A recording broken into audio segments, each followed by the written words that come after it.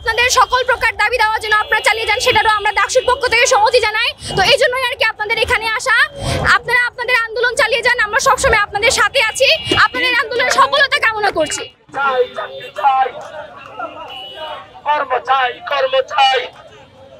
পক্ষ থেকে যেহেতু এসেছি, আমাদের সাথে রাইসুল ভাইও আছেন, যিনি ডাকসুর একজন সদস্য, কার্যনির্বাহী সদস্য। তো সেই জায়গা থেকে ডাকসুর পক্ষ থেকে আপনাদের যে আন্দোলন, সেটার পূর্ণ সমর্থন আমরা জানাচ্ছি আপনাদের।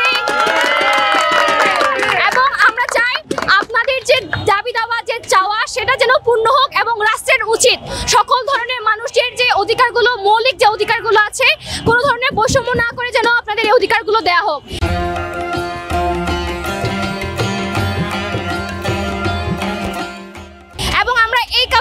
বলতে চাচ্ছিলাম যে ইকুয়ালিটি বেসিসে আমরা সবসময় এই জিনিসটা মাপতে পারবো না। যার যেরকম প্রয়োজন আছে সেটা কিন্তু আমাদেরকে এনসিওর করতে হবে।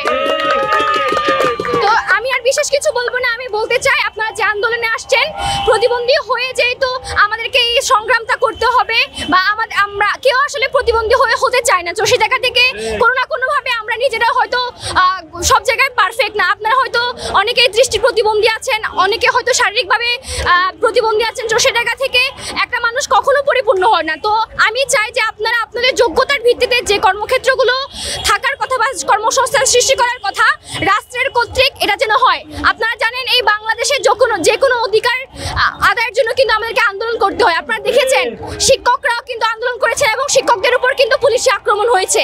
তো আমরাও চাই আপনাদের সেফটি যেন নিশ্চয়ন হয়, আপনারাও নিজেরাও সতর্ক থাকবেন। একই সাথে আপনাদের সকল প্রকার দাবি দেওয়া যেন আপনারা চালিয়ে যান, সেটারও আমরা ডাকসুর পক্ষ থেকে সহমতি জানাই। তো এই জন্যই আর কি আপনাদের এখানে আসা। আপনারা আপনাদের আন্দোলন চালিয়ে যান, আমরা সবসময় আপনাদের সাথে আছি। আপনাদের আন্দোলনের সফলতা কামনা করছি। সংগ্রাম চলছে, চলবে।